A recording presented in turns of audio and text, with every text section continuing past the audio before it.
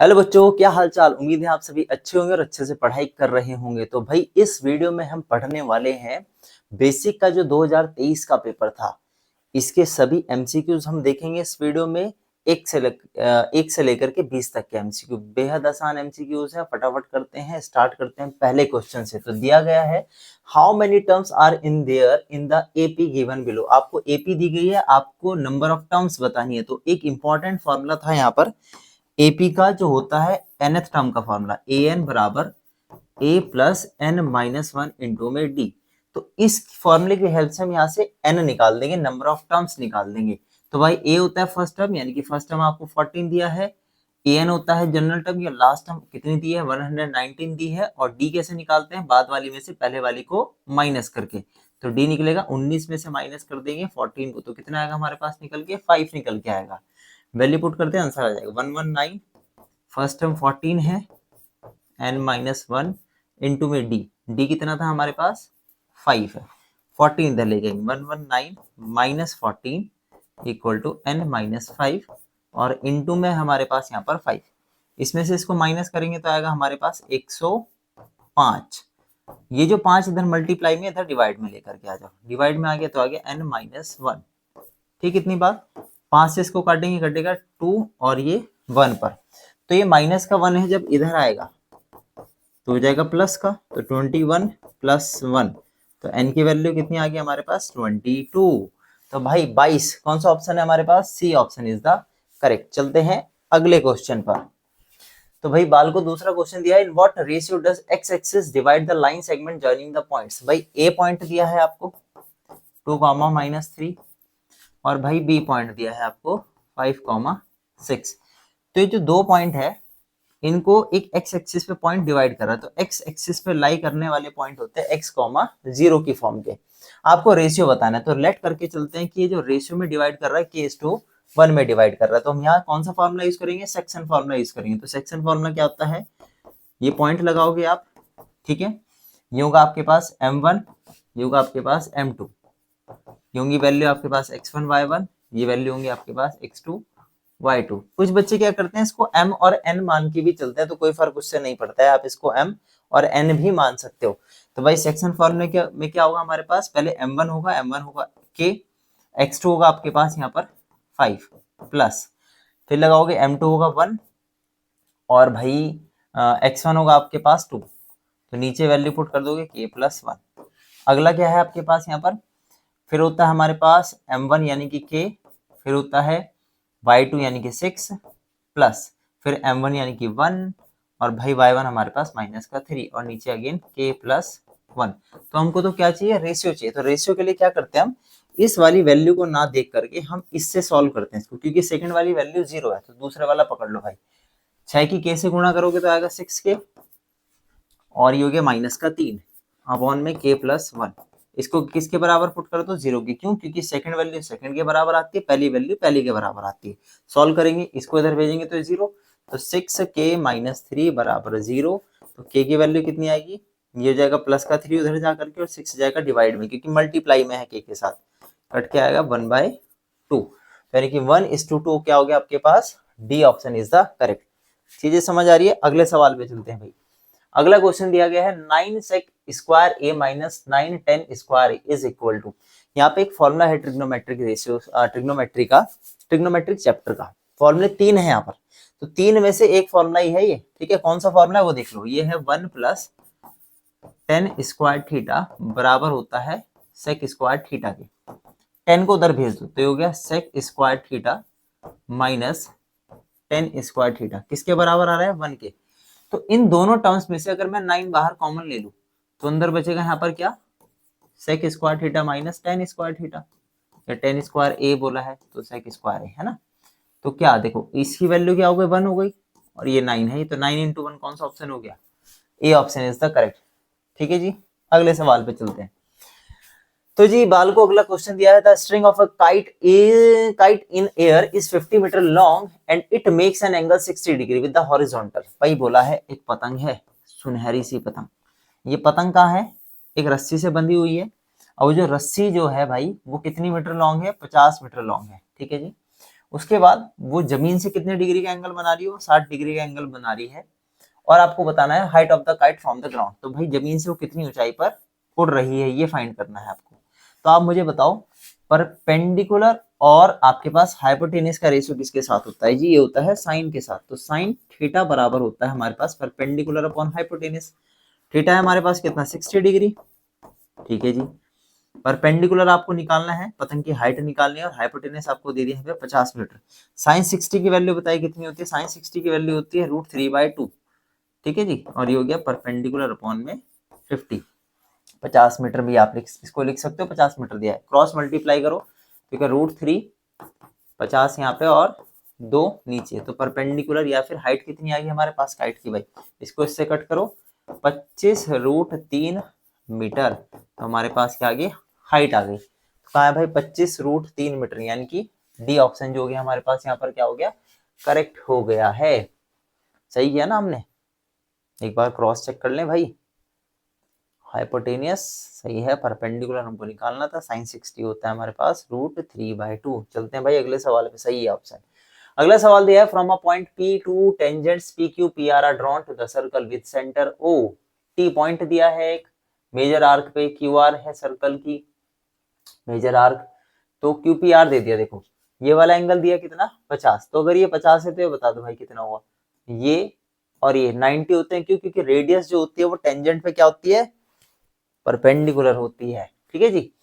तो ये 50, तो ये हो गया आपके पास 130। अगर ये 130 है तो भाई ये एंगल इसका आधा होगा, तो 130 का आधा कितना हुआ 65 डिग्री, 65 डिग्री हो गया, ठीक है। और कौन सा ऑप्शन करेक्ट हो गया, सी ऑप्शन करेक्ट हो गया। क्यों हो गया, क्लास 9th में एक थ्योरम है 9.7, the angle subtended by the arc at the centre is double the angle subtended by it at any point of the circle या any part of the circle. ये थ्योरम है class 9th की, उसी पे based ये question है, बात समझ आई। तो भाई सेंटर पे जो एंगल होता है वो इस एंगल का क्या होता है, डबल होता है, तो ये 130 ये हो गया, क्या हो गया उसका आधा हो गया है, ठीक है जी। चलते हैं अगले सवाल पे। भाई अगला सवाल बोला है the area of a sector of angle alpha, आपको दे दिया एंगल क्या दे दिया, अल्फा दे दिया है, ठीक है, और रेडियस आपको आर दे दी। तो जरा मुझे बता दो एरिया ऑफ सेक्टर क्या होता है। एरिया ऑफ सेक्टर होता है हमारे पास थीटा अपॉन में 360 इंटू में πr²। थीटा यहाँ पे अल्फा है अपॉन 360, पाई रहेगा, आर कैपिटल दिया तो आर का स्क्वायर। कौन सा ऑप्शन करेक्ट लग रहा है भाई इसमें, तो भाई बाल को D option is the correct. समझ आ रही है चीजें, समझ आ रही तो जरा कमेंट बॉक्स में यस लिख देना है ना। चलते हैं अगले सवाल पे। HCF दिया है दोनों नंबर काट और एलसीएम दिया है। पहले चैप्टर का सवाल है, एक फॉर्मूला है पहले चैप्टर का, ये है HCF इंटू एलसीएम बराबर होता है product of two numbers. HCF कितना है दिया है भाई 8 दिया है, एलसीएम निकालना है, दोनों प्रोडक्ट कर दो नंबर के, प्रोडक्ट मतलब मल्टीप्लाई कर दो, है ना। ये मल्टीप्लाई में उधर जाके भाई नंबर डिवाइड में चला जाएगा, तो जी 8 गया इधर, तो 8 से कटेगा कितने पर 8 पर, 360 की 8 से गुना कर दो, तो 8 की 36 से कर देते हैं, 8 6 कितना होगा 24, अच्छा सॉरी 8 6 नहीं 8 6 24 कैसे होगा भाई, एक सेकेंड कहाँ काम कर रहा है दिमाग, अरे ये भी नहीं काम कर रहा, दिमाग भी काम नहीं कर रहा, ये भी काम नहीं कर रहा। हाँ देखो 8 6 होगा हमारे पास 48, 4 ऊपर कैरी गया, 8 3 24 और 24 और ये 4 कितना होगा 28, 288 फिर 0 आ जाएगा 2880। कौन सा ऑप्शन हो गया हमारे पास, D option is the correct, ठीक है जी। अगले सवाल पे चलते हैं। अगला सवाल बोला था curved surface area of A right circular cylinder of height 14 centimetre is 88 centimetre. भाई आपको कर्व्ड सरफेस एरिया दे दिया, किसका दे दिया, सिलेंडर का दे दिया, कितना दे दिया 88 सेंटीमीटर स्क्वायर दे दिया। कर्व्ड सरफेस एरिया होता क्या है सिलेंडर का, सिलेंडर का कर्व्ड सरफेस एरिया होता है 2πRH, ठीक है, बराबर 88। हाइट दे दी 14, 2 इंटू में 22/7, रेडियस R, H आपको दिया है यहाँ पे 14 बराबर 88। सॉल्व कर लो आंसर आ जाएगा, ये कटेगा 2 पर, डिवाइड में चले जाएंगे भाई सारे नंबर, ये हो गया 88 अपॉन में 2 और ये 22 और 2 से कटेगा 44 पर, 2 से कटेगा फिर कितने 22 पर, और 22 से 22 साफ कितना आ गया 1। कुछ बच्चे इसको 0 कर देते हैं, जो होशियार होते हैं, जो महान बच्चे होते हैं भाई, रेडियस कितना है हमारे पास, 1 सेंटीमीटर आ गया, ठीक है, 1 सेंटीमीटर रेडियस निकल के आ गया। आपको क्या पूछा है, डायमीटर पूछा है, तो डायमीटर क्या होता है, रेडियस का डबल, तो यानी कि 2 सेंटीमीटर, 1 सेंटीमीटर का 2 सेंटीमीटर। चलते हैं नेक्स्ट क्वेश्चन पर, अगर समझ आ गया हो तो भाई। अगला सवाल बोला है, एक डाई को अगर हम रोल करते हैं एक बार, तो कंपोजिट नंबर की प्रोबेबिलिटी आपको बतानी है। कंपोजिट नंबर क्या होते हैं हमारे पास, जो बताओ। कंपोजिट नंबर वो नंबर होते हैं जिनके 2 से ज्यादा फैक्टर होते हैं। तो भाई 2 से ज्यादा फैक्टर डाई में कौन कौन सा होगा, एक तो 4 होगा, एक 6 होगा, 5 के 2 ही फैक्टर होंगे, 2 के 2 फैक्टर होंगे, 1 का 1 ही फैक्टर होगा, 3 के भी 2 फैक्टर होंगे, 4 और 6 कंपोजिट नंबर है, तो ये 2 नंबर हो गए। तो प्रोबेबिलिटी कितनी होगी, टोटल होते हैं आपके पास 6, फेवरेबल 2 आएगा, कट के कितना आएगा 1/3। तो भाई C option here is correct. चलते हैं भाई अगले सवाल पे। अगला सवाल बोला है, इफ द क्वाड्रेटिक इक्वेशन आपको दी गई हैज इक्वल रूट्स, तो भैया यहाँ पर नेचर ऑफ रूट्स की बात आ गई है। 3 तरीके से हम पढ़ते हैं, 2 बराबर रूट्स, 2 अलग अलग रूट्स, और 1 भी रूट नहीं, ठीक है, नो रियल रूट्स। तो भाई इक्वल रूट की बात दे दी, तो इक्वल रूट की जो कंडीशन होती है वो डी की वैल्यू 0 के बराबर आती है, यानी कि डी होता है discriminant B square minus 4ac बराबर 0। एबीसी की वैल्यू पुट कर दो, ए होता है एक्स के साथ वाली वैल्यू, बी होता है, बी तो बी है यहाँ पर, और सी होता है आपका यहाँ पर कांस्टेंट वैल्यू, है ना। बी दे दिया यानी कि बी का स्क्वायर, ए दे दिया 9 और सी दे दिया 1/4। सॉल्व कर दो, आंसर आ जाएगा भाई। 4 से 4 साफ, 9 उधर भेज दो, तो हो गया 9। तो बी कितने आ गया, रूट में 9, रूट में 9 का मतलब +-3 मिल गया आपको। तो कौन सा ऑप्शन करेक्ट होगा आपके पास, D option is the correct. अगले सवाल पे चलते हैं भाई। अगला सवाल बोला, एक सॉलिड है is of the form of cone. भाई कोन है surmounted on a hemisphere, hemisphere के ऊपर क्या रखा है, कोन रखा हुआ है, सेम रेडियस है दोनों की, ठीक है।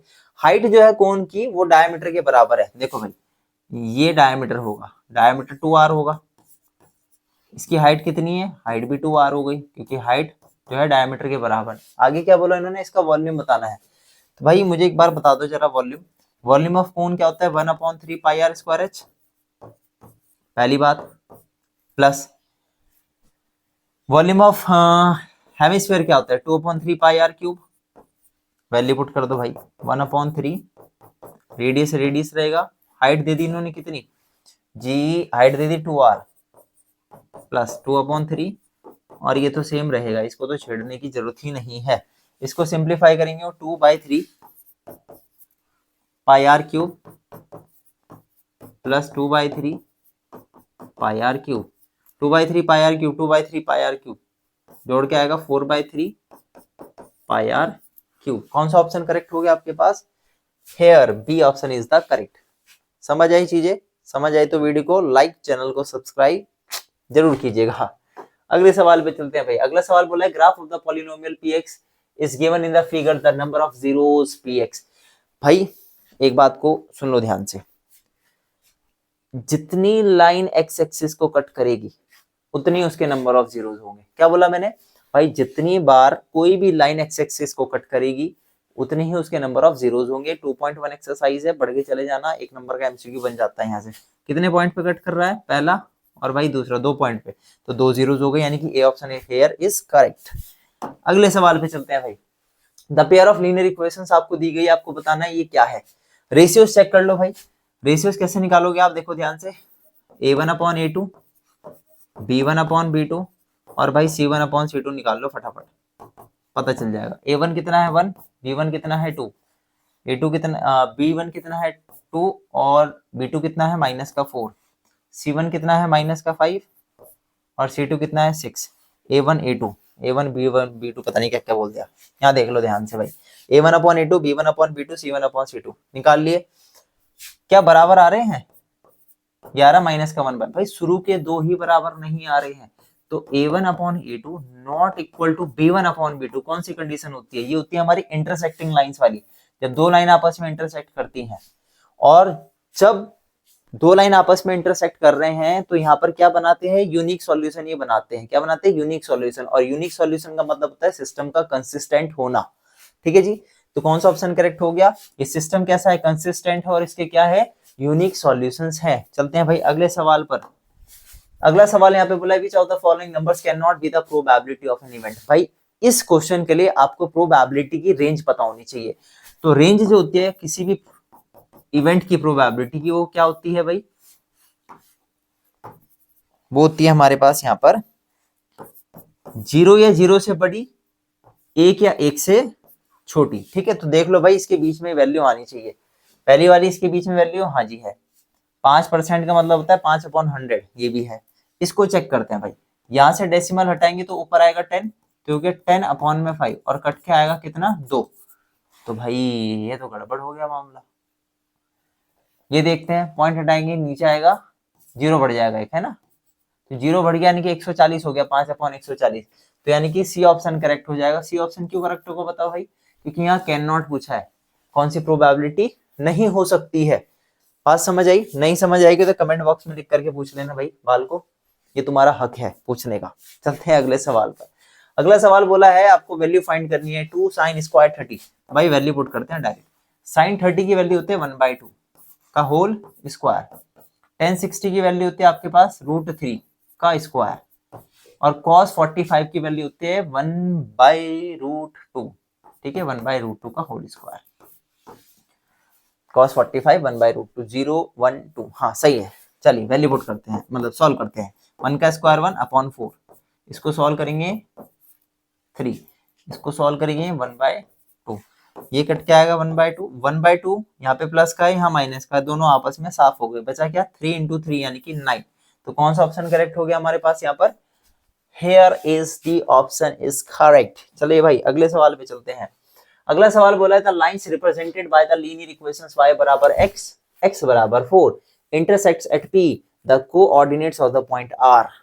देखो ध्यान से भाई, x की वैल्यू कितनी दी है यहाँ पर 4, और y भी x के बराबर है, तो यानी कि y भी 4। तो भाई x भी 4 और y भी 4। तो बताओ भाई कौन सा option is correct. Here B option is the correct. चलते हैं भाई अगले सवाल पर, बेहद आसान सवाल था।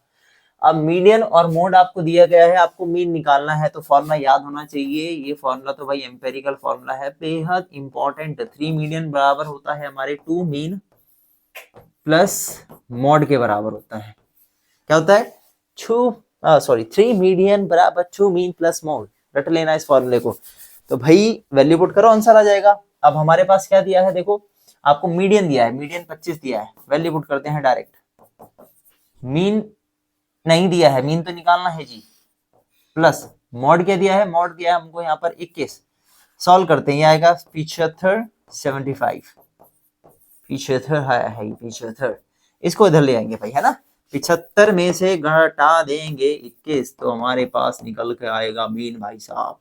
मीन क्या करता है, मीन 5 में से 1 गया भाई, हमारे पास आया 4। 7 में से 2 गया, हमारे पास आया 5।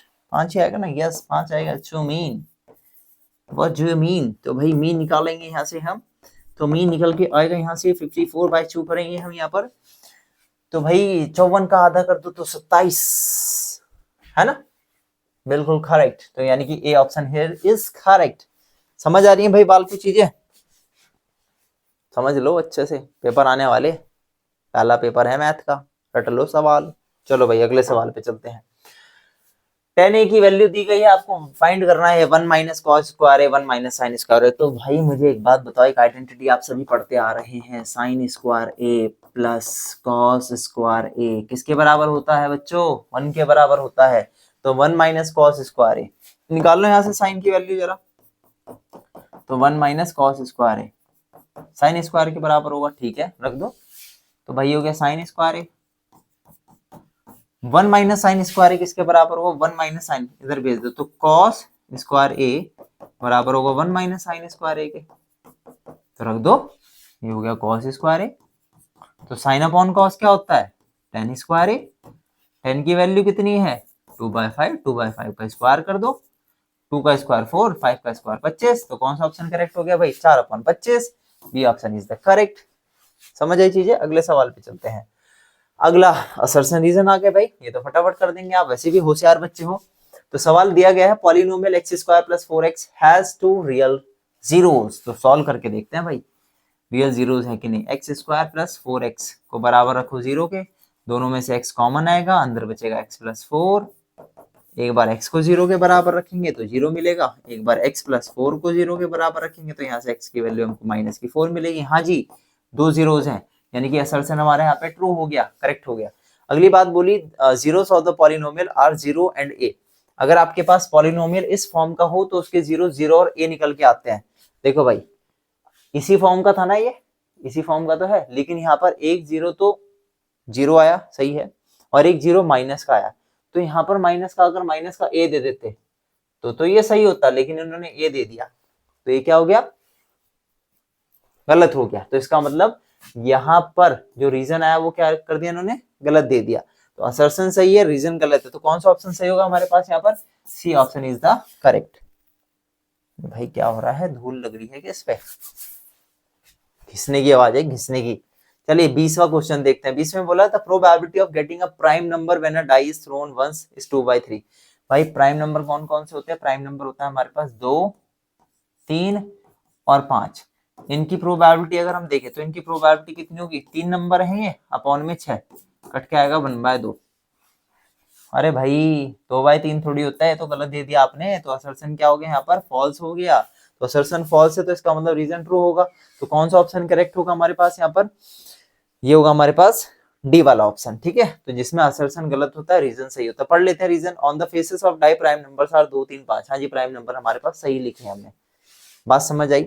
तो भाई ये हो गए हमारे 20 क्वेश्चंस कंप्लीट। समझ आया तो वीडियो को लाइक, चैनल को सब्सक्राइब जरूर कीजिएगा बाल को, और अपने दोस्तों यारों में शेयर भी कर देना भाई, काम की वीडियो है। चलिए मिलते हैं नेक्स्ट वीडियो में, till then take care, bye bye.